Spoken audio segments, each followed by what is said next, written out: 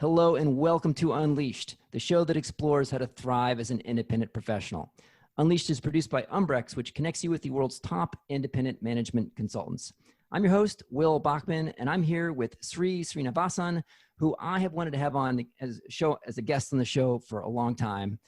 Sree has been the head of digital for New York City, for the Met Museum. There's about 25 things I want to talk to Sree about, but Sree, welcome to the show. First question I have for you is, you have said work on something. What are you working on now? Thank you. I'm working on my tan actually on Fire Island, though for me, getting a tan is not that hard. I'm permanently tanned, as they say. I am working on this idea that we should all be working on something during the time of pandemic. Even as things are starting to open up or close, it doesn't matter. We've found ourselves, all of us, with a little bit of extra time, especially if you're not an essential worker. And we've also, haven't we learned, Will, that essential and skilled worker, unskilled worker, all those words have now all gotten mixed up, haven't they? And so in terms of working on something, my idea is that we all have a little bit of extra time. Many of us have been baking sourdough and learning to be master chefs and things like that. That's great. But I tell people this is a great time to work on your digital skills and upskilling yourself, improving your digital abilities. And whether it's working on your LinkedIn or you had an idea for a podcast that you'd like to imitate Will and do a podcast of your own, this is a good time to do it because there are more easy tools than ever, more tutorials than ever, and more forgiveness in the air than ever before. People will tolerate your bumbling, fumbling first steps on any digital project because they also have time and you could learn and just keep doing and improving what you're doing. So I took this start of the crisis to be an opportunity to work on a couple of things. One was to learn how to use YouTube as a creator rather than a consumer.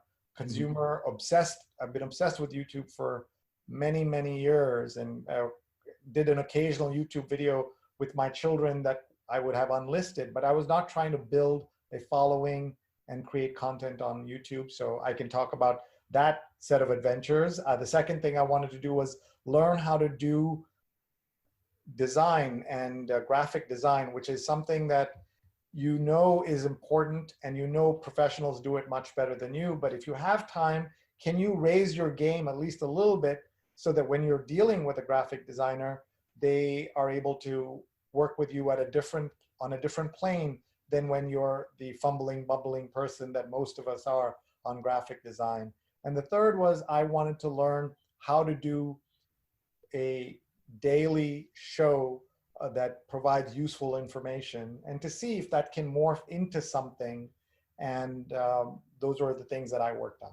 Yeah. So Sree here, you're being a little bit humble about this. The third part, your daily show has gotten over a million visitors, right? You have had 201 guests with 99 episodes.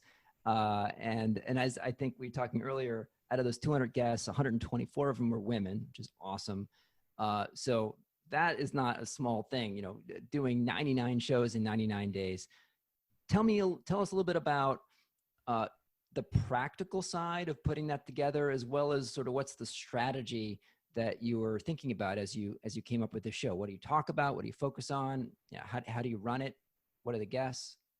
Thank you. And because a lot of your audience are people who are knowledge professionals, are consultants who are working on projects, they have their own business, they're looking to learn how to reach people, there may be some ideas in here that apply specifically to them. So as you know, you can do a blog, you can do a podcast, you can do a newsletter, and I encourage people to do all of those things. What I wanted to learn is what is the way in which you can connect in this time of pandemic that is different from everybody else. And we decided we're just going to do a conversation around COVID-19. And this was the very early days of the lockdown. We're talking March 14th, 15th, when the NBA had just been suspended. Tom Hanks had just gotten sick, you know, that at that stage where all of it seemed far away, not really about America, right? That we were going to ride this out. We're going to lock down, we're going to ride this out. A couple of weeks, everything will be fine. Of course, we learned a much different story along the way. But what we did was we just started bringing people into a conversation And just like you're doing on a podcast, we started doing that online. In my very first show, I'd invited a doctor to just chat with me about what she knew about coronavirus. And we didn't all know a lot about it at that time. But on that first call, by luck or just because of the way the internet works, a doctor called in, an anesthesiologist in Richmond, Virginia, called into the show asking my doctor guest a question about coronavirus. And that's when it struck me that there's really a problem in knowledge. If doctors are calling some random doctor they've never met on the internet to ask a question live on the air, we have a lot that we can help by not being somebody who has the answers. I have very few answers, but I know a lot of people who have answers, or a lot of people who know a lot about these topics. So my only skill is my Rolodex, a word that some of your older listeners will remember as a thing that we used to have on our desks that had all the information of our contacts. And now we have these virtual Rolodexes. And we built that, using that as the premise, we were able to build it into the show that's gone on now 100+ days. And on the 99th episode, we had the chief scientist of the WHO and the head of pandemics at WHO speaking on our show. And to think that we went from nothing to that in 99 days tells you how amazing the world is today, that people do want to share and get information. At the same time, it also tells you how much work, 99 days of nonstop work, not even a day off, in order to produce something that does it. So that's not credit to me, that's a credit to the audience. It's a credit to the team that worked with me on this, volunteers who said, we want to help and we want to learn how you're doing this as well. And then we got sponsors, we got lots of things come out of it, including, because I run a consulting business around social strategy, digital strategy, and virtual events, it became an ad for my work. And so that's been the reason. People ask me, why do I do it every day? Partly because people have found it helpful, and partly because it is a nonstop ad for what we can do. People have sent in this incredible comment. Somebody said this is a lifeline that they look forward to daily, but it turns out it's a lifeline for me because I'm learning every day, and it gave structure to my lockdown. Unlike a lot of other people, I actually had something to look forward to every day and to learn from people all over the world. Yeah. So you are, and that show goes live, I know, on Facebook, on LinkedIn, and talk about sort of operationally what's going on behind the scenes. Where is the show going live? Do you also publish it as where can people find the show? Tell us a little bit about the mechanics of it. Sure, thanks. The show goes live on Facebook, Twitter, YouTube, and LinkedIn on 4 channels every day. And it's able to do that because of a tool called StreamYard that allows you to go on multiple channels. And why I like using StreamYard is that it is not Zoom. I have nothing against Zoom. I spend my days on Zoom, but Zoom calls are meetings. And I want to create a show. People want to watch a show. So we create conversations where it looks much more like television, with tickers at the bottom and subtitles when necessary, and pictures coming in, and a 1-shot and a 2-shot. All of those are the things that I want to create. And that's what StreamYard allows you to do. It's a $20 a month product or a $40 a month product. It's not about the technology. It's what you put into that. And so that's a lesson that I've learned, is that if you have great content and you can build an audience, first of all, if you have great content, you can build an audience. And if you have both of those, then there are people who will come to support it. There's marketing dollars sitting on the sidelines during this chaos. And we've been able to attract a tiny, tiny sliver of it. But there's so much opportunity with that. So people can find it by following me on Twitter @Sree, or on Facebook, SreeNet, or on LinkedIn. On all of these, I go live. And then I decided, as I said, to learn how to use YouTube. And I started using YouTube. I had, let's say, 200 followers. And that's my smallest platform, but I decided to focus on it because I wanted to learn what works on YouTube and what doesn't.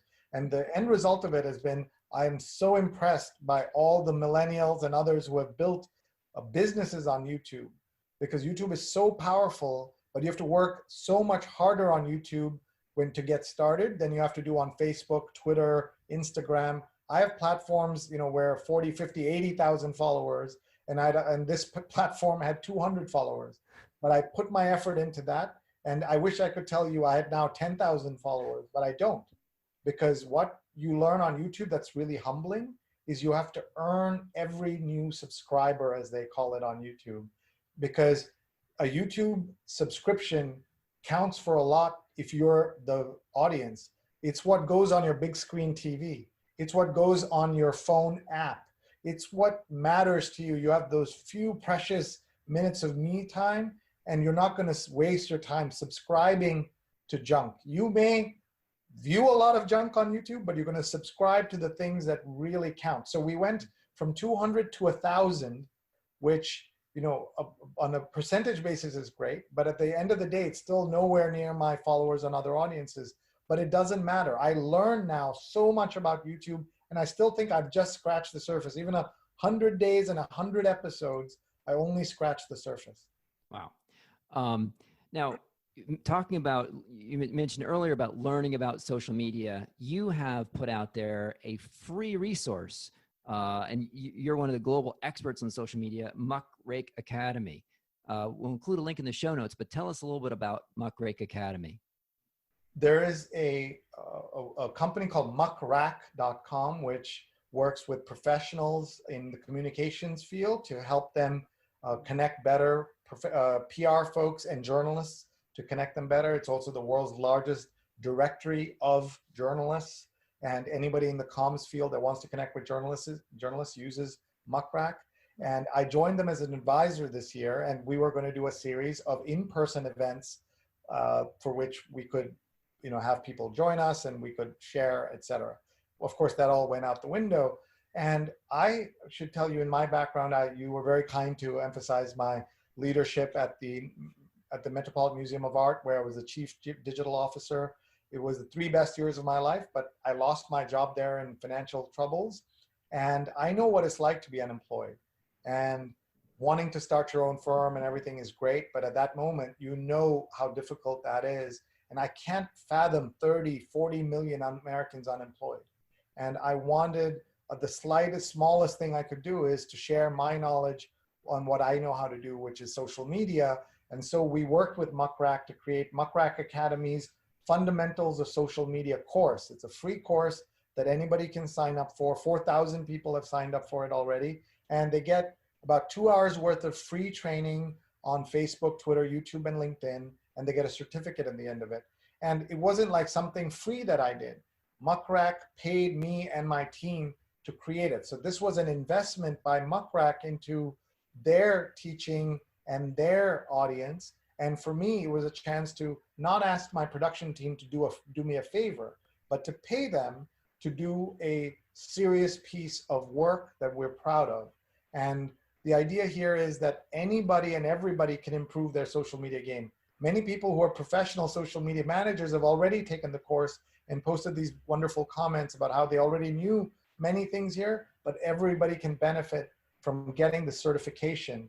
And now they get a line on LinkedIn that they have the certification. Fantastic. You talked about how your consulting business is, one of the things you do is put on virtual events. And I would love to hear about what's been going on there over the last few months during the pandemic. Yeah, thank you. We've been busy in a good way. Again, we're very grateful in the middle of everything going on that someone said to me, Sree, this is what you've been talking about for 25 years. The whole world has gone digital. Aren't you happy? And I said, I wish it wasn't at this cost, that the world shutting down for us, those of us who've been preaching this stuff, to be taken seriously. But I'm very grateful that we have the opportunity for our team. Our company's called Digimentors, and we work with companies on their social and digital strategy, but now we're doing a lot more virtual events as well. And people are canceling conferences, people are canceling events. And what we say is don't cancel without talking to us. We can be 10% of your production or 110%. And some lessons from that process is that you cannot replicate everything about what makes a great in-person event. The in-person networking, the connections, the exchanged business cards, the drink at the hotel bar, the ability to look over someone's shoulder as they're talking to someone else and learning in that and observing. All of that is very difficult to replicate, but some things you can, and some things you can do even better than you can in real life. So finding that balance is what I've been exploring and thinking about for these last 3 months. We've been doing tiny events and huge events. We did the world's largest gathering of teachers, 100,000 teachers with 25 speakers, including Malala's father, who's a teacher himself, in 88 countries with 3 languages, simulcasting in English, Spanish, and Arabic. We were inventing this stuff. If you think about, Will, for any event that you've ever been to, you as a event organizer, you do the editorial content, and then you hire the Hilton Hotel ballroom and you do the event in there, and then you have the side rooms and everything, right? That's what we've grown up for 50 years. That's how events have been done. And today, when we still work with companies who are the editorial, but we're the Hilton ballroom, we are the side rooms, we're the lights, we're even the flowers on the table, because we are responsible for the entire production. And that's a scary thing, considering that was not our business on March 1st.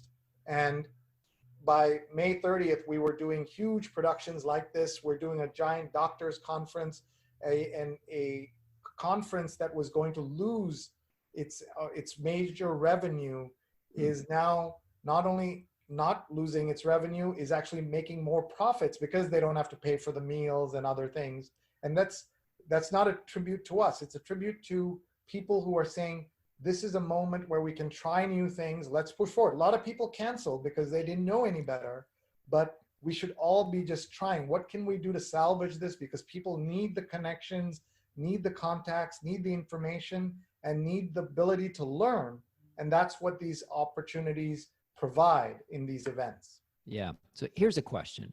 One thing that I've been looking for and haven't found it yet, maybe you know of a tool like this, or if not, maybe you could, encourage someone you know to build it. It seems to me that I haven't found a tool that would allow you to mimic the kind of cocktail hour mingling part of an event, and I imagine it should be possible. So like Zoom or other tools that you can do a plenary session, you can slam people into a small breakout session, but you can't have like a large room where you could see maybe icons of people in small groups and kind of wander up to them and hear what they're talking about and ease their way into the conversation of 2 or 3 people, and then ease your way out and go, connect with somebody else.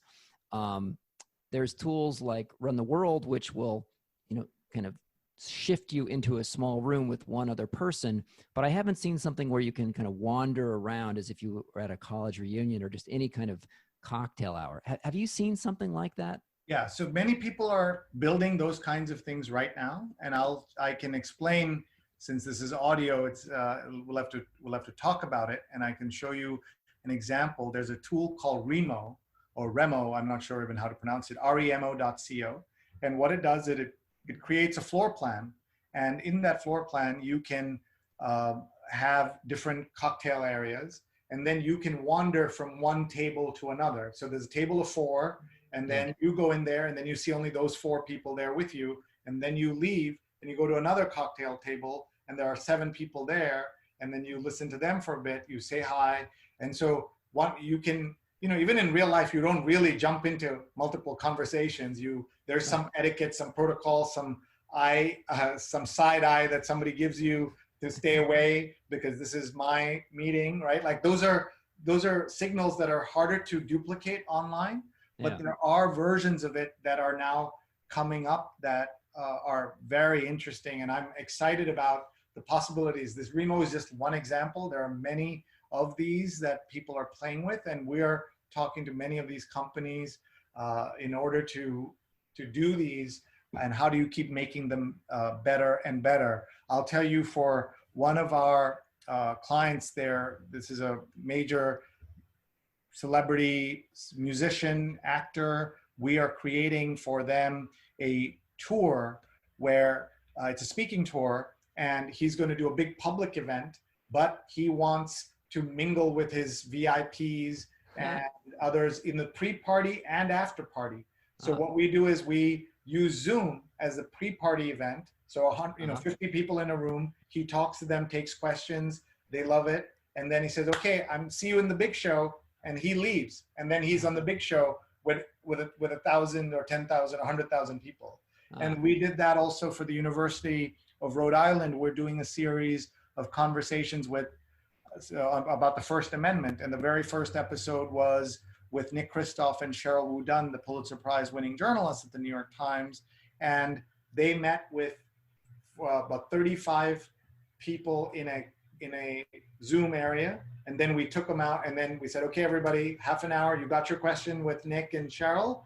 They're off to the big show, and we'll see you there." So there are ways in which you can try to improve some of these things, and this is like radio in 1912. This is television in 1950. We're still inventing it, and the good news is that we're learning every day, all of us who are doing this, and then we are adjusting and learning, and so that the iterations are really important to make this work. Like podcasts have been perfected over 5, 7, 10 years it's taken to get to this stage. And like that, we don't have that time, unfortunately, with this.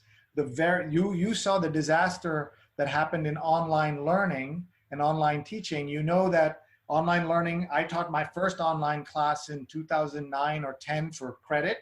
And most teachers and students had 2 days to suddenly go online and teach on Zoom. And we saw, even at the most expensive universities, and by the way, the most tech savvy students, they were not ready for this because no one had ever asked them to think about it. And people were learning on the fly. Even this idea of a flipped classroom was a term most professors didn't learn because they thought of it as something for, those techie professors, not for us. Yeah. When suddenly we became the us. If you remember you're probably too young, but there was that Palmolive commercial, like, where's the Palmolive? You're soaking in it. And where's the digital revolution? You're soaking in it. And that's what happened. I was the chief digital officer at Columbia University, the first one there, thinking about the future of education. We used to talk about this, that you need flipped classrooms. You need the ability to teach online because the way we're teaching hasn't changed in 300-400 years, maybe even longer. The only innovation that I can point to is PowerPoint in a classroom. Otherwise, anybody walking into, let's say Alexander Hamilton or John Jay or one of those founding fathers walking into Columbia University after all these years would look around and recognize, in fact, the very similar looking classroom with somebody at the head of the board, head of the room talking with sometimes still using chalk or an array, or a smart board, but that's the innovation. So the way we learn has to change to somewhat, but there's still magic in one person with teaching 10, 15 students in a room. When I was at the Met, I would say nothing can replace the magic of one person with one painting in a gallery or 10 paintings in a gallery. So how do we best take advantage of the digital opportunities without losing the magic that I was describing? Right. What are some of the lessons that you've learned, Sree? So you mentioned that you've learned all sorts of lessons, both on, learning YouTube, creating your show, and doing now over 100 episodes of your daily show. What are some of the lessons that you've learned just in the past 3 months? Thank you. Well, one of them is that always be learning is something that I've been advocating for a long time, that there's so much to learn and there's so much that we don't know and nobody knows. So even the sainted Dr. Fauci does not know. And that's something that we have to keep in mind. The second is that when you've all seen these Financial Times graphics of where the pandemic, the spread of it, and by countries, and I'll never forget looking at these charts and saying that South Korea and the US got the pandemic the first day of the coronavirus confirmed case on the same day. And at the point where America was close to 100,000 deaths, Korea was around 1,000 deaths. So I look at those charts and I say that this is a result of a failure at the highest levels of American leadership, American government, American media, American technology, that a country that prided itself at being the best in healthcare showed that there could be doctors and nurses being asked to put on garbage bags to do surgery and other life-saving operations. We saw a country that where science and information is not taken seriously by a lot of people. And all of that's going to have an impact. It'd be one thing to say, okay, we've learned our lessons, we're pivoting now, we are serious, folks, let's do this. Instead, we're seeing every day the consequences of this. So let's even look out a little longer term. The vaccine, if and when it comes, I'm very worried that there will be tens of millions of people who will refuse to take it because they believe that Bill Gates is going to inject them with a chip and things like that. That's the state of the world we're in now. And a lot of people have to answer for it. And we all suffer as a result. And it's a problem. So I'm trying not to be political here. I've not mentioned any names. And just to understand that this is, one man or one woman didn't make all of this happen, but this is a problem going back decades. All of that is kind of converging at this moment. Even before the pandemic, I said in journalists were interviewing me at the end of the year, asking what will 2020 be like? What are your predictions? And consistently I said, historians will look back at 2020 and say the most important year in many dimensions, of course, political year, but also the climate change, where we had a chance to do something about climate change and we didn't do it, or we did do it. This is an opportunity for technology, for privacy, so many things that we should be focused on. We've taken our eyes off the ball because of the pandemic. So that shows us how little we know about all of this. One of my favorite sayings is from Les Hinton, the former publisher of the Wall Street Journal, who says the scarcest resource of the 21st century is human attention. And that you could have great content, you could have great work, you could have great technology, but if you can't get people's attention to it, you are going to leave opportunities and money and everything on the table. And that's what we're seeing. I want to switch gears. Let's say someone who has a LinkedIn profile, let's say been active on LinkedIn, but let's say a person who has not really been on Twitter. Maybe they created an account, but they never visit it, or maybe they don't have an account at all. And I've heard about this Twitter thing. Tell us, what would the advantage to someone be of getting a Twitter account, and what's the right way to use Twitter in your view? Or what are some of the right ways to use Twitter? Thank you for asking that. And I hope anybody who is thinking about this will sign up for that Muckraker Academy class. We'll have the links in the podcast, of course, the show notes. I think that Twitter is a fascinating case study in how you think about technology.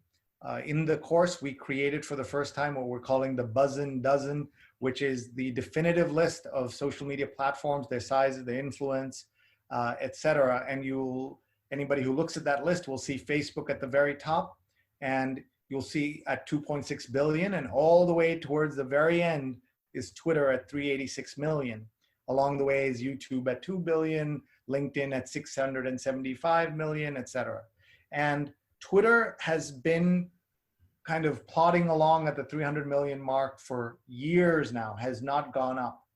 And when people look at that, people often will say to me, I don't get Twitter, I don't understand it. And I say, that's the way it's been built. First of all, it's only in the world of social media and Wall Street that having a product with 300 million customers is considered to have left money on the table. So that's a different conversation. But in terms of what we're talking about, the reason Twitter is so much more noisy than almost everything else is because that's where celebrities are, politicians are, journalists are, and journalists love talking about their own favorite things, and that's what you're seeing.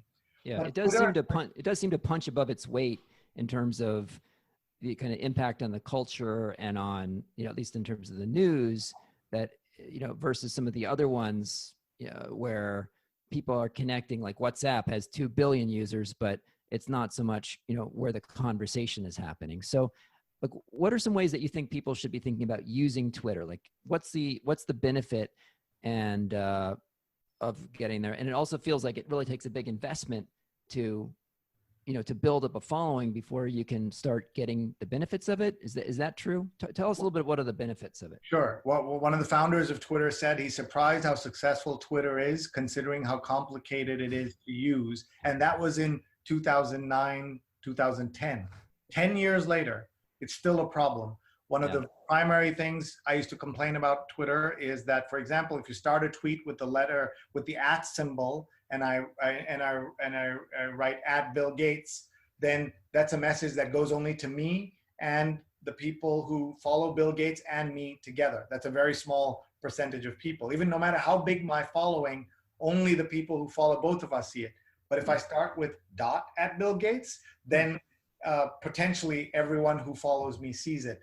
But this is a kind of in the weeds technical thing that 10 years later, people are still complaining about. And that tells you if I took my slides on how to use Twitter from 10 years ago to today, the basic premise would be the same, that there's so much potential here, but there's also so much noise that it can be problematic. But if you find Twitter boring, it's because you're following the wrong people. Mm-hmm. Find the people in the world who you are most interested in, most influenced by, you want to be influenced by, you admire. And if they're on Twitter, you can have a completely different look at someone's life and work and thinking and career than you do otherwise, because people are oversharing extra on there. And Twitter really is a place where you're able to have that kind of listening tool. It's such a great listening tool. What you're talking about is, if I want to be famous or I want to have instant impact, Twitter is hard. All of these platforms are hard because people have to have a reason to follow you. So the way to think about it is that there's a former Twitter employee named Erica Anderson, who has a great Twitter handle @EricaAmerica. And she said, if you're good in real life, you can be great on Twitter. And I changed that to, if you're great in real life, you can be awesome on Twitter. But if you're bad in real life, you will be awful on Twitter. So what Twitter and all social media platforms do is they amplify who you are. They don't make who you are. And that means a lot of people focus on, gee, I want to be famous. They don't do the work, but they want the fame, and they focus on the lighter aspects of social, the less serious stuff. And then there are other people who do the work and then earn those followers. And that's what you want to think about. If you have bad products, bad advice, bad customer service, you're always late to things, you give out bad facts, that is all going to be amplified on Twitter and social. On the other hand, if you're known as somebody who gives good information, people will follow you. But the good news about having people follow you is this, that yes, it's hard to get them to follow you, but if you get the right people to follow you, that's all that matters. So for example, one of the things that I have learned is that my followers on social, my top 100 followers have 240 million followers themselves. So what I tell people is not who follows you that matters, it's who follows you that matters. Meaning, I'd rather have my top 100 people follow me than have 1 million people follow me. I mean, would I like 1 million people? Sure, that'd be fun to say. But the fact that I have 100 people who themselves have 240 million followers gives me a reason to do what I'm doing. Having the ear of influencers is almost as good as being an influencer yourself, because you're an influencer in a different way. You're influencing the influencers. Somebody did a study and showed that 22% of all New York Times staff who are on Twitter follow me on Twitter. And that's an incredibly humbling thing, right? That they are doing that. So this is why I do Twitter, not because I'm going to get 1 million followers, but I'm going to get interesting people. Go ahead. We should say that Sree has 85,000 followers, which is not inconsiderable. So, right. But thank you. But at the same time, we all know, 25-year-olds who have 10 times that. So what I'm saying is, don't focus on the number of followers, but see if you can get influential people to follow you. So I will say to anybody listening, not because I'm important, but practice on me. Find me @Sree and tweet content in a certain way that attracts my attention, that makes me want to follow you, right? Give me a reason. Don't give me a reason to follow you. Don't give me everybody, when they look at a tweet, when someone tweets at me, I look at it for 10 seconds and I decide, oh, this is an interesting person. Should I follow them or not? And that's what you can do. Same thing on LinkedIn, right? Like one of my principles is what's common sense in real life is common sense in social media. You don't, you don't want to be let's say the Greenpeace advocate on the sidewalk, just stopping everybody and saying, buy my services, buy my services. Greenpeace gets away with that because they're Greenpeace and they're trying to help save the planet, the urgency of it. But if you remember in the very early days of the internet, what the joke was that people were doing internet advertising like they were dropping business cards in Times Square and just walking away and hoping somebody will pick it up and hire you for whatever it is you do. Instead, today, social media allows you to create content, create ideas. If you have good ideas, products, or services, and you can get that onto the internet, onto social in meaningful ways, people will find you and people will follow up. But it requires work, it requires energy, requires a lot of activation on your part and a lot of determination, because it's not easy. That's what we have to acknowledge, that this stuff is not easy. I like to say that social media is hard. In my social media workshops, I show a tweet I did about Jim Acosta, the CNN White House correspondent, that got 185,000 impressions, which is huge. By my standards, that's a lot. And I thought, gee, I'm going to get 10,000 new followers. Maybe I can IPO. This is going to be a great day. And you know how many followers I got? One new follower from 185,000 impressions. Why? Because people are just glancing. They're just skimming. They're just browsing. This is also from my early days in television. I had a whole television career. I was on New York City television twice a week, every week for a dozen years. I've been on the Today Show dozens of times. And people, I'm not famous for that at all. There was a Seinfeld episode where people would say, oh, if I could just get on the Today Show, I'll be set. My business will be set. And there's a whole puffy shirt episode we won't get into here, but a Seinfeld classic. And what I've learned is that I could be on the Today Show and people in my own family didn't care and weren't watching, right? Like we have this understanding that everybody's watching and reading everything we're doing. And on those biggest platforms, if we can just get our boss in a New York Times article, we're set.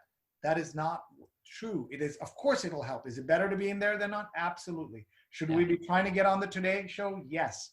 But we have to do other things to be successful. Okay. Change gears. Canva. You've taught yourself some graphic design. I love Canva. I use it myself. How have you gone about teaching yourself Canva? Did you just sort of explore it? Did you take a course? Did you try to create something that, that sort of mimics someone else? Like, how did you go about exploring and getting, building some expertise around graphic design? Yeah, thank you. And I want to tell you about some Canva stats that may shock some people in your audience. Canva isn't just been valued. It was a year ago valued at $3 billion. There's a free product that helps you do graphic design. And last year was valued at $3 billion, started in Australia.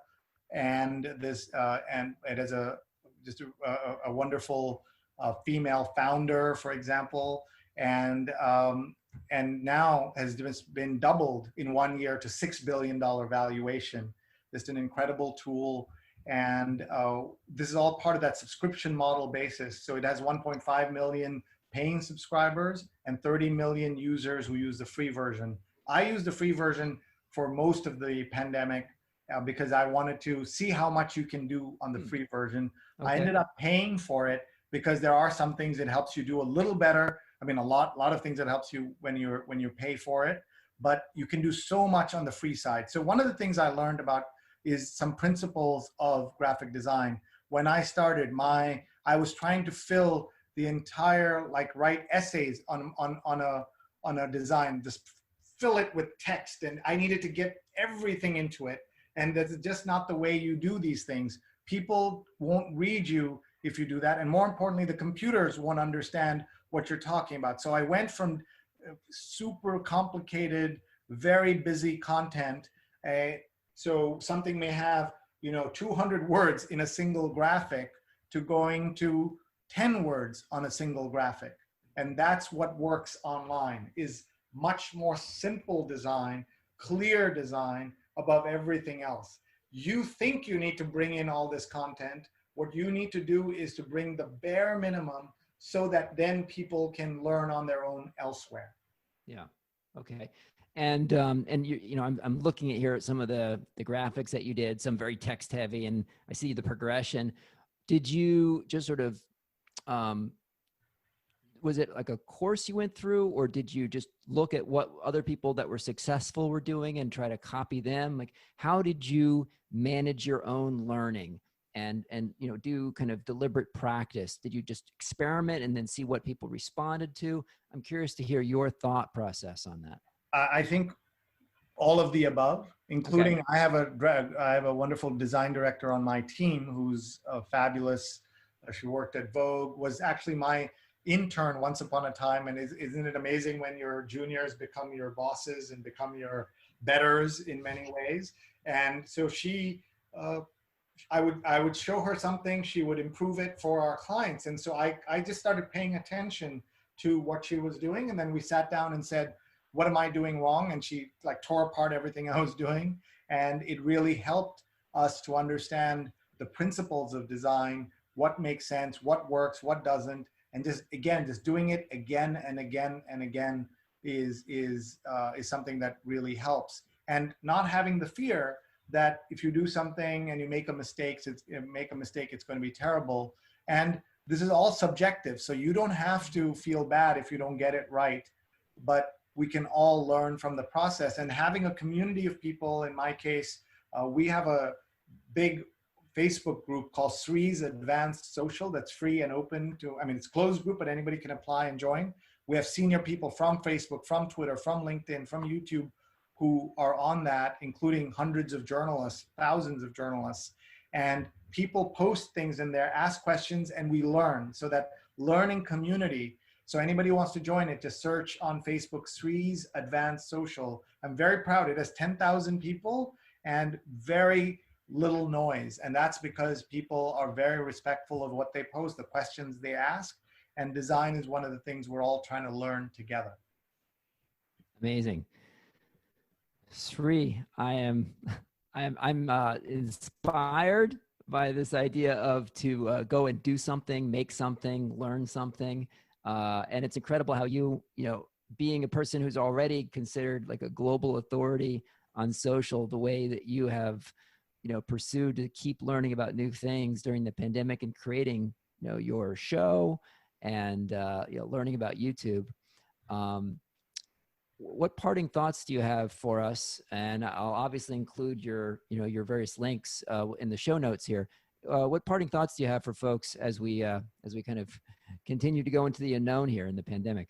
I think, it is a big unknown. I learned that we think that we can plan and that we really can't. My wife decided to throw me a 50th birthday party, and she planned a year in advance for October 24th of 2020. I just got news that they've canceled the New York City Marathon in November, a week or so after my birthday. So there's a good chance that we will not have that birthday. But along the way, we've learned that instead of a party for 50 people in Manhattan, we could have a party for 5,000 people around the world, right? So looking at what are the positive sides of this? What are the things that we can learn? What are the ways we can shake through some of the bottlenecks in our companies, in our own daily lives? What are the things that we were so stuck onto and that we loved so much that were actually something we needed to break? That's one of the things I'm asking myself, and I'm asking others to look inside and just appreciating, having said all of this, that you don't have to do any of this. Just be really clear that we're not putting any added pressure on you to learn Canva and learn design and launch your own show. One of the shows I did was with the two greatest experts on Shakespeare in England came on our show to talk about Shakespeare and pandemics. You've heard the line that he wrote King Lear during the pandemic, and should we then have to write King Lear to be successful? The good news is he didn't write King Lear during the pandemic. He himself may have been just curled up into a ball and crying just like the rest of us.